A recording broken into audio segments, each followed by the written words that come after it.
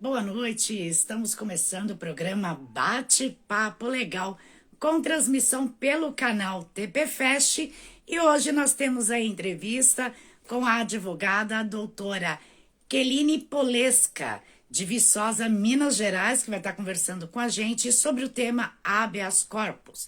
Uma boa noite a todos vocês. Vamos enviar o convite para a doutora.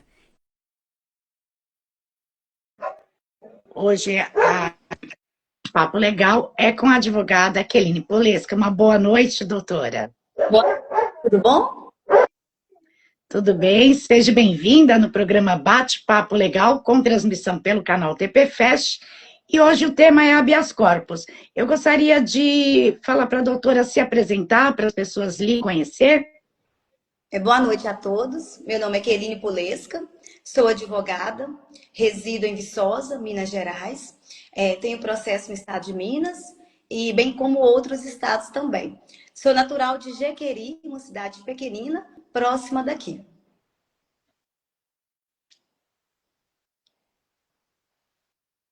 Queria saber quando que cabe a solicitação do habeas corpus. Então, vamos lá. O habeas corpus é um remédio constitucional. Então, toda vez que um cidadão ele se sentir ameaçado ou vier a sofrer uma coação da sua liberdade de locomoção, seja por um ato ilegal ou um abuso de autoridade, ele poderá ingressar com o habeas corpus. O habeas corpus nada mais é que um remédio constitucional. E ele é previsto na nossa Constituição Federal. E quais são os tipos de habeas corpus existentes? Então, existem... Quando nós estudamos na graduação, nós estudamos dois tipos apenas de habeas corpus, que é aquele preventivo e o repressivo. O preventivo, o nome já diz tudo. Eu vou prevenir que eu seja posto, né, tenha tolhido o meu direito de liberdade, de ir e vir. Por exemplo, o meu cliente está sendo investigado e aí há rumores que ele poderá ser preso, né? Então, para evitar que ele seja preso, o advogado criminalista vai ensejar um habeas corpus preventivo, para prevenir. E aí, na resolução do final do habeas corpus, eu consigo um documento que chama-se salvo-conduto. Ou seja, com esse documento, o meu cliente, ele não vai ser preso. Então, sua liberdade de locomoção não vai ser tolhida. E também é um outro habeas corpus que nós estudamos na graduação, principalmente os bacharéis em direito, e também os advogados, que é o preventivo. Que a maioria dos habeas corpus, inclusive no meu escritório, são preventivos. Ou seja, o cliente, o cidadão, já está preso. Então, o seu direito de ir e vir, que nós falamos que é o direito de liberdade de locomoção, ele já foi restrito.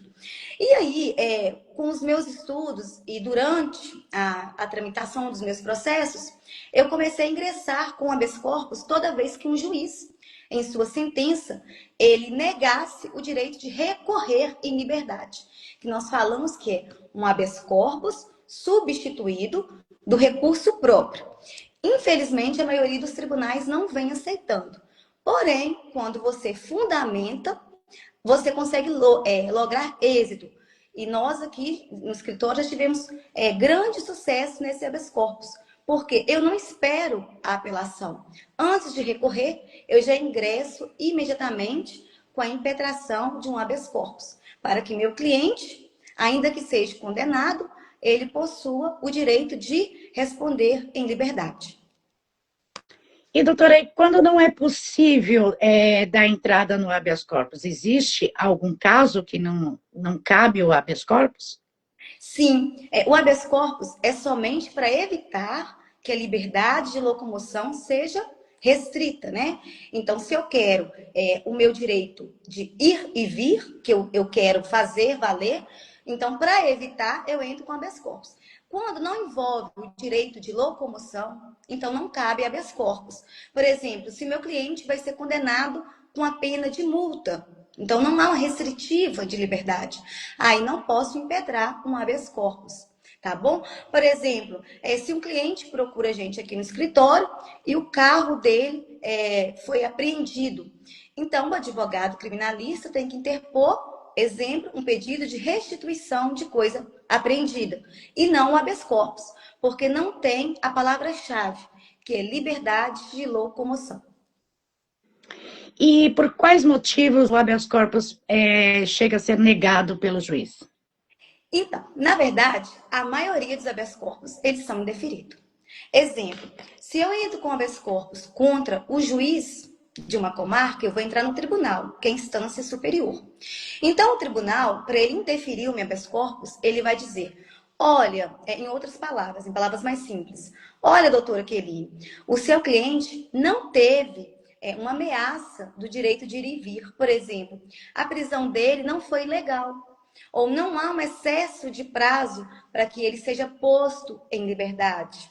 Não há abuso de autoridade, compreende? Então, o tribunal, quando ele nega, no caso concreto, ele vai fundamentar. Então, existem vários métodos. Por exemplo, se eu entro com habeas corpus depois que o meu cliente é condenado, o tribunal ele pode dizer, esse habeas corpus ele não pode ser aceito, porque ele está substituindo um recurso próprio.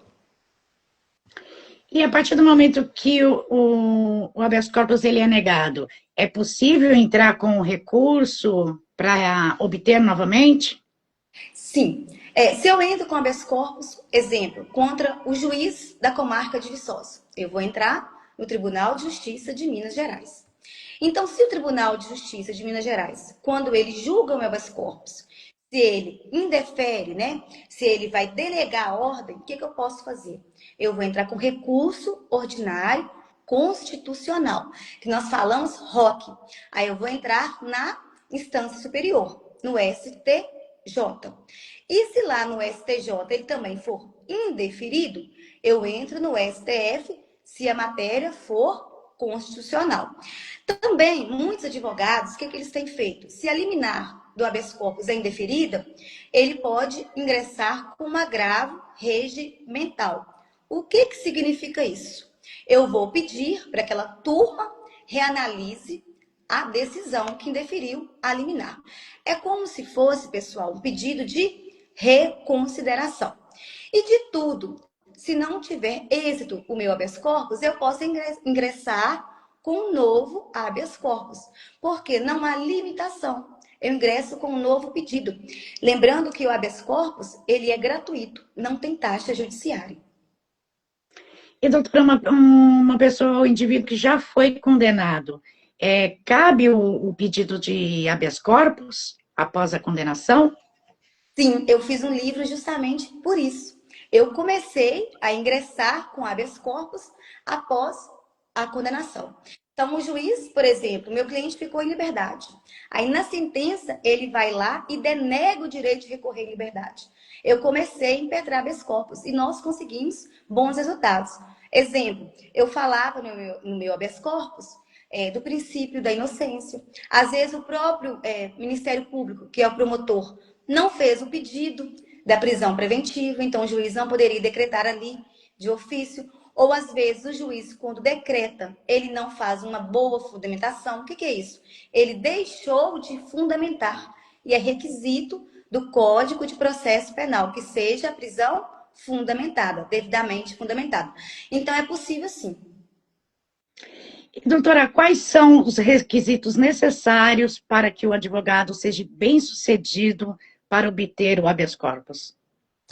Então, é uma pergunta bem difícil. Por quê? Um habeas corpus, para ele ser bem-sucedido, primeiramente o advogado tem que explanar o caso. Fazer os fatos de uma forma bem objetiva, sucinta. Não é escrever demais. Ser objetivo e claro. E na fundamentação, trazer jurisprudência recente. Falar, por exemplo, do princípio da inocência, como eu falei.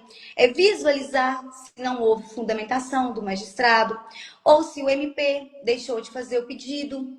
Entendeu? Então, são vários argumentos que o advogado tem que trazer de forma clara, com jurisprudência recente, para conseguir um bom êxito no resultado. E, doutora, o habeas corpus ele pode ser pedido com o advogado ou sem o advogado, e eu gostaria que a doutora falasse sobre a importância de ser um advogado a dar entrada no habeas corpus para que seja bem sucedido? Porque tem muitas pessoas que acabam dando entrada no habeas corpus e nem profissionais na área são. Então, eu gostaria que a doutora falasse sobre a importância mesmo de um advogado criminalista para poder requerer. Então, o artigo 5º da Constituição, ele fala o seguinte: qualquer pessoa que vier sofrer, né, ou tiver na iminência de sofrer uma liberdade, seu direito de locomoção, ele será concedido o habeas corpus. Então, qualquer pessoa pode ingressar com habeas corpus. Exemplo, um presidiário está há 7 meses preso e não foi designada a sua audiência de instrução e julgamento. Ele pode fazer uma cartinha, essa carta ser inserida com o habeas corpus e conseguir, exemplo, a ordem, né? Conseguir o seu alvará de soltura. Qualquer pessoa pode fazer. Não é necessário que seja um advogado. Porém, eu, como advogada criminalista, falo, é muito importante a presença do advogado. Ele vai fundamentar da maneira correta. Então, ele vai trazer artigos, ele vai visualizar, ele vai trazer boa jurisprudência, ele vai estudar casos semelhantes.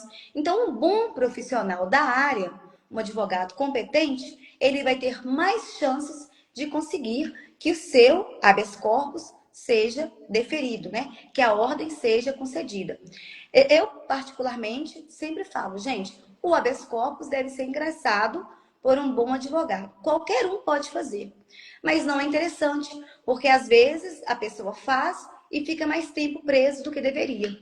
Justamente pela questão da ausência da fundamentação correta, da ausência de conhecimento jurídico. Isso acontece bastante, né, doutora? Sim. E às vezes também muitos advogados, eles ficam impetrando habeas corpus sem possuir um grande conhecimento. E aí, quem se sujeita como que eu falo, as consequências, é aquela pessoa que está presa. Porque ela já teve seu direito tolhido, a sua liberdade de locomoção já foi violada. Então, nada mais justo que você trazer o quê ao cidadão, ao cliente? A liberdade. Então, trazer a liberdade já é algo bem difícil. E você tem que estudar, tem que trazer uma grande cautela. Porque a liberdade, para mim, é um dos bens maiores. Com certeza. E a gente vai para o quadro de perguntas e respostas dos internautas. Para quem está acompanhando e quiser mandar sua pergunta, pode mandar sua pergunta que a gente faz para a doutora.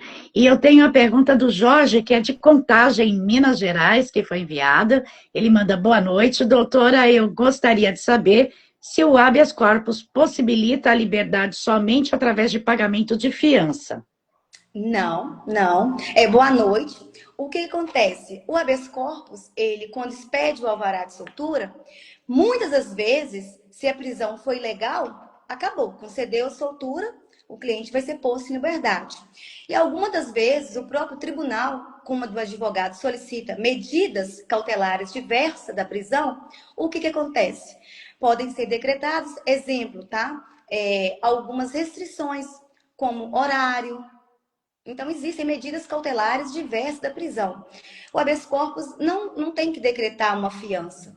Geralmente, a prisão já ocorreu, você vai pedir que seja concedido a liberdade de locomoção, porque a prisão pode ser, como eu disse, um abuso de poder, né? Como eu falei desde o início, ou até mesmo um abuso de autoridade, uma prisão ilegal. Então, você pede o quê? A ordem. A ordem é a liberdade. E aí você pede a expedição do alvará de soltura. E o tribunal pode conceder medidas cautelares diversas, tá bom? E a gente tem a Eva, que é advogada também, está mandando boa noite de Fortaleza. Uma boa noite, Eva. E, doutora, eu vou fazer uma pergunta: precisa então ter provas para poder juntar e pedir o habeas corpus? Então, o habeas corpus, ele não vai julgar o mérito. O que significa isso? Eu não vou dizer se você está certo ou errado. Isso é uma ação penal. O habeas corpus, eu vou decidir sobre a prisão. Por exemplo, minha prisão foi ilegal, o flagrante foi forjado, compreende? São questões diferentes. O habeas corpus é um remédio constitucional. Agora, se eu julgar se o cidadão está correto ou não, isso já é uma questão de mérito. Eu vou decidir numa ação penal. Mas eu posso sim embasar meu habeas corpus, por exemplo, com receitas médicas, com filmagens. Não há proibição legal para isso, tá bom? Mas não pode se esquecer, habeas corpus é uma coisa, ação penal que vai decidir é outra. E a gente tem a pergunta do Tiago, que é do Rio de Janeiro. Ele diz que é estagiário em Direito. Manda boa noite, doutora. E eu tenho uma dúvida. A minha dúvida seria, quando a juíza da primeira instância decretou a prisão preventiva, o réu foi preso. Ele pode pedir o habeas corpus, mas foi negado. Seria pedido no tribunal, indicando a juíza como sendo a autoridade coatora? Boa noite. Então, vamos lá. Vamos recapitular. Pelo que eu entendi, ele fez um pedido do habeas corpus contra a decisão da magistrada. E aí o tribunal indeferiu, ou seja, a ordem não foi concedida. Agora eu vou entrar com o recurso que é o ROC, Recurso Ordinário Constitucional contra o tribunal. Aqui eu já estou invertendo. Primeiro, a autoridade coatora era a magistrada. Depois ela se tornou o Tribunal de Justiça de Minas Gerais. E aí, se for deferido a minha decisão, o que vai acontecer? O STF, o STJ, desculpa, né, que é o Tribunal Superior, vai remeter a decisão ao magistrado, que foi aquela juíza que decretou a prisão preventiva, e o alvará de soltura vai ser expedido. Compreende que é como se fosse uma escadinha, as instâncias? Eu entro aqui, é indeferido, eu subo outro degrau, é deferido. E aí volta lá no degrau principal, que é onde está o meu cliente preso. E ali vai ser posto em liberdade. Então, o STJ vai determinar a decisão. E automaticamente, o próprio Tribunal do Rio de Janeiro vai ser comunicado também. Tá bom? E a gente tem a pergunta da Marli, de Betim, Minas Gerais. A Marli manda boa noite. Eu gostaria de saber se uma pessoa que não tem condições de pagar a fiança tem direito a conseguir o habeas corpus. Sim. Geralmente, o que acontece? Quando você não tem condições de pagar uma fiança, você pode pedir, tá, gente? No próprio juiz que decretou a fiança, a revisão deste valor, comprovando que a pessoa não tem condições. E imediatamente impetrar um habeas corpus. Por que eu falo isso? O direito você tem que pedir. Não tem limitação de pedir. Porque, às vezes, a liminar do seu recurso, o TJMG, vai indeferir a liminar. Compreende? Então, para que quando ela indefere a liminar, se eu ficar guardando um habeas corpus, que pode demorar 20, 30, 40 dias, eu também posso pedir uma revisão para o magistrado que concedeu aquela fiança, comprovando, olha, eu não tenho condições de pagar, vamos revisar, vamos pedir uma isenção da fiança e ser decretada medidas cautelares diversas da prisão. O direito, ele não é matemático, ele é muito amplo. Por isso que nós, advogados, temos que estudar o tempo todo, porque nós lidamos com liberdade. E quanto mais oportunidades a gente tiver, melhor para o nosso representante. E eu vou para a pergunta do Hélio.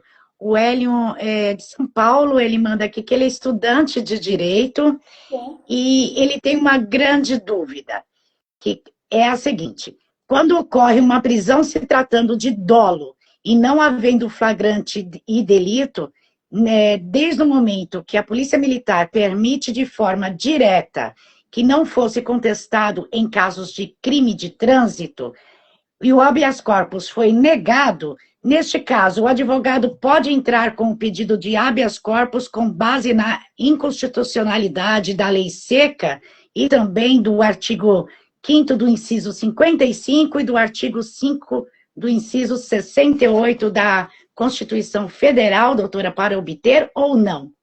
Então, vamos lá. Só para eu compreender. Aí ele está falando de caso de embriaguez, não foi isso? Que ele disse que o HC foi negado. Acredito que sim. Eu também acredito que sim. A pergunta foi bem extensa. Então, se o HC foi negado, o que nós falamos? Ele tem que entrar com o ROC, Recurso Ordinário Constitucional, tá bom? E aí, se for matéria de questão de constitucionalidade, ele pode ser previsto e revisto até o STF, tá bom? E neste caso, pelo que eu compreendi da pergunta dele, parece que a pessoa foi presa, há um caso de prisão em flagrante, salvo engano, foi isso que eu entendi pela pergunta, e o habeas corpus Sim. foi indeferido. Então, Hélio, né? Aí, Hélio, o que você Isso. deve fazer?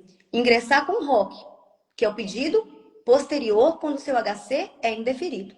E eu falaria mais. Eu, como advogada criminalista, usaria argumentos, por exemplo, da questão do princípio da proporcionalidade.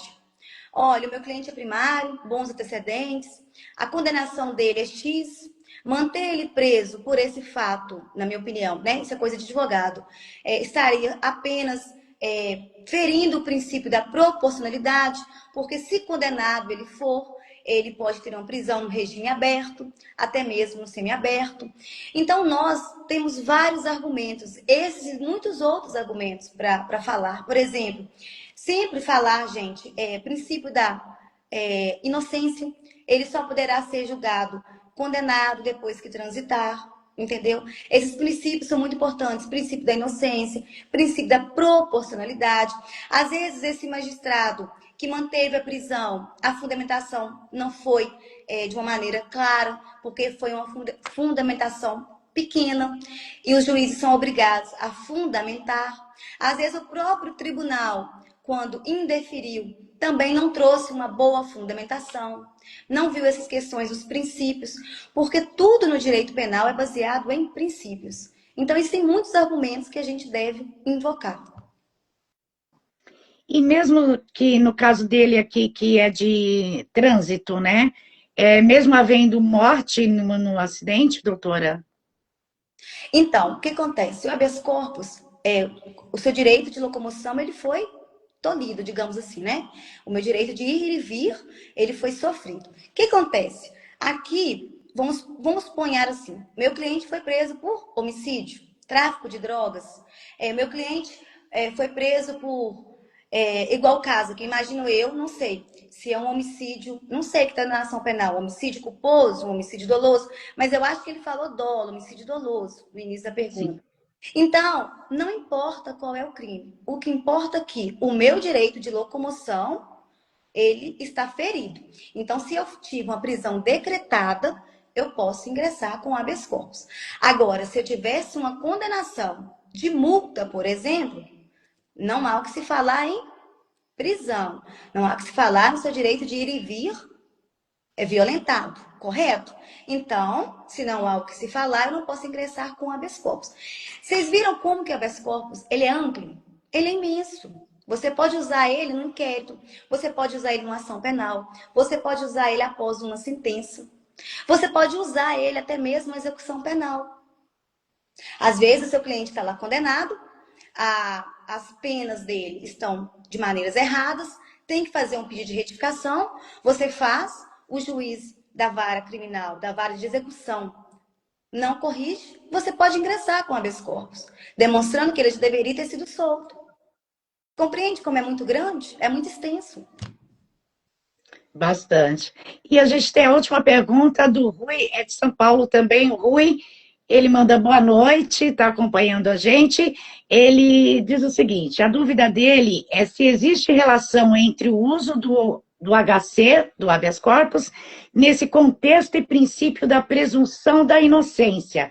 Como essa discussão está sendo tratada após a mudança no entendimento sobre a prisão em segunda instância? Então, eu acho que eu falei no início. A gente fala do HC substituído, né? Que é aquele substituto do recurso próprio. Eu, como advogada criminalista, venho impetrando habeas corpus, sim, tá? Ele tá certo. Assim, a questão da segunda instância, a questão, por exemplo, dos júris, quando fala que hoje, se o réu for condenado, ele já tem que cumprir imediatamente a prisão. Acredito também a pergunta dele seja neste sentido, tá? Porque a pergunta foi bem ampla. E nós, como advogados criminalistas, que nós queremos o quê? A liberdade do nosso cliente. Então, se eu quero a liberdade, para mim, a prisão é exceção, em todos os momentos. Ainda que o tribunal entenda de uma forma, eu, como uma boa advogada criminalista, vou ter que reverter a situação. E para mim reverter, nada mais justo que estudar, invocar os princípios. Então, eu entendo que sim, você deve ingressar com habeas corpus o tempo todo, ainda que o tribunal não aceite. Por exemplo, eu já tive cliente meu que foi condenado a processo de tráfico, ele estava respondendo em liberdade o tempo todo, o juiz decretou a prisão, mandou expedir a prisão dele. Quando eu vi a decisão, eu impetrei com habeas corpus imediatamente. E aí, o tribunal acolheu o meu pedido de forma liminar e o cliente não ficou preso. Ele iria ser preso. Eu vi a decisão, impetrei o HC e somente no dia seguinte, quando a liminar foi concedida, que eu avisei o cliente. Por quê? A liberdade para mim é regra. Então, eu não posso ser fixada em muitas. A decisão é essa, a decisão é aquela. A gente tem que estudar e rever um método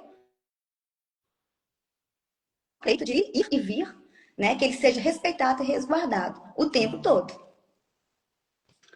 Doutora, a gente está quase chegando no final da entrevista. Eu gostaria de saber se faltou algo que a doutora gostaria de acrescentar sobre o tema. Então, o habeas corpus é algo muito interessante. Eu até fiz uma anotação aqui, mas na correria do dia a dia eu acabei me esquecendo de falar. Eu acho que é importante, principalmente para os estudantes do direito. Quando a gente fala em habeas corpus, a gente vai lembrar lá do rei João Sem Terra. Esse rei João Sem Terra, ele falava o seguinte: todo mundo que fosse preso, tá, ou detido, ele tinha que ter um julgamento legal em 1215. Isso mesmo. E depois, lá na Inglaterra, veio o habeas corpus, que ninguém, acho que muita gente sabe, muitos não. O que significa habeas corpus? É um termo interessante, que fala o seguinte, que toda vez que alguém fosse preso, deveria ser levado, ou seja, o seu corpo levado até um magistrado, para que o juiz analisasse a prisão. Então, o termo habeas corpus significa que tenhas o corpo, ou seja, se eu estou preso, o meu corpo tem que ser levado até um juiz para analisar. E depois as coisas foram melhorando, o direito ele vai, como que eu falo, ele vai entrando, vai se ramificando, as questões vão sendo tragas de acordo com o nosso cotidiano, que a gente fala muito isso, né?